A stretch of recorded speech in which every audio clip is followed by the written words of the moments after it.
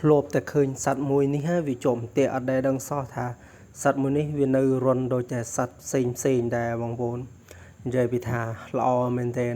អានេះគឺជាប្រភេទសត្វដែលគេចិញ្ចឹមនៅក្នុងចំការរបស់គេគឺនៅខាងប្រទេសគេបើនៅខាងស្រុកយើងទៅឃើញស្លាស់ចេះទៅមានអីក្តីសល់ទេនិយាយត្រង់បដ ாய் ព្រោះអាសាសត្វប្រភេទនេះក៏វាដូចជាសត្វព្រៃម្យ៉ាងដែលគេអាចធ្វើជាម្ហូបអាហារឬក៏នឹងឲ្យធ្វើជាម្ហូបអាហារបើថាលក់ដូរវិញអត់កើតទេ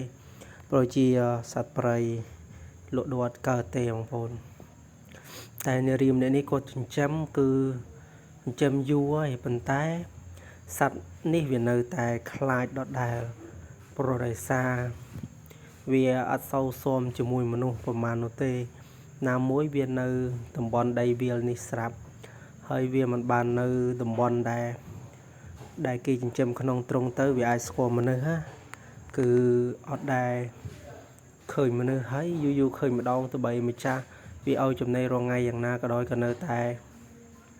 ភ័យខ្លាចម្ចាស់របស់វាដែរបើសិនជាតែងចាប់បានយកមកចិញ្ចឹមទាំងល្អប៉ុណ្ណាទេបងប្អូននេះមកទៅខ្ជូតមែនទែនគួរឲ្យស្រឡាញ់មែនទែន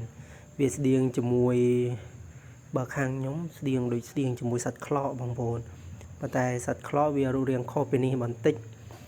បើមេះរបស់វាគឺស្តៀងនឹងដែរនិយាយពីថាល្អមែនទែនមិនចេះតែនិយាយទេបងប្អូនបើសិនជាបានមកចិញ្ចឹមទាំងល្អប៉ុណ្ណាទេចិញ្ចឹមនៅក្នុងដីផ្ទះប៉ុន្តែខ្លាចចិញ្ចឹមក៏មិនរស់ដែរព្រោះដោយសារនៅផ្ទះអ្នកភូមិដែលដឹងស្រាប់ហើយសម្បូរឆ្កែច្រើនបើសិនជានៅតាមវាលដោយនៅក្នុងប្រទេសគេបែបនេះគឺវាអត់មានឆ្កែមកខាំវាគឺវាអាចរស់នៅបាននឹងឯងបងប្អូនប៉ុន្តែបើថាឲ្យវាដល់រោចំណីខ្លួនវាខែដីស្ងួតចឹងមើលទៅដូចជារោចំណីអត់បានទេតែបើថាខែមាន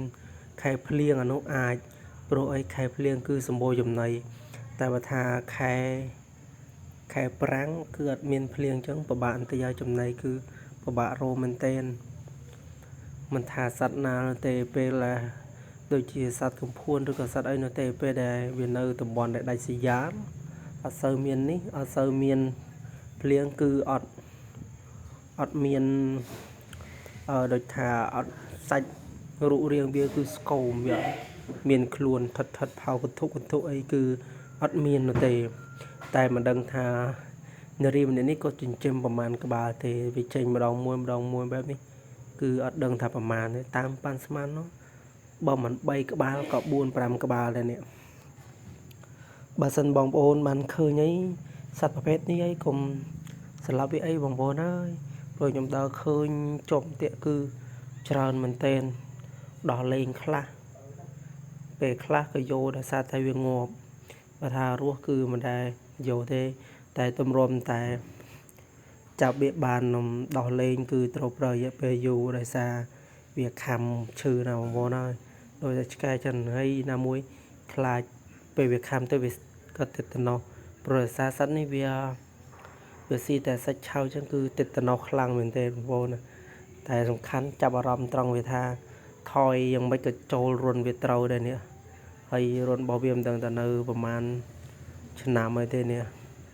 រុនឡងសឹកមែនទេណាបងប្អូនណាល្អមែនទេ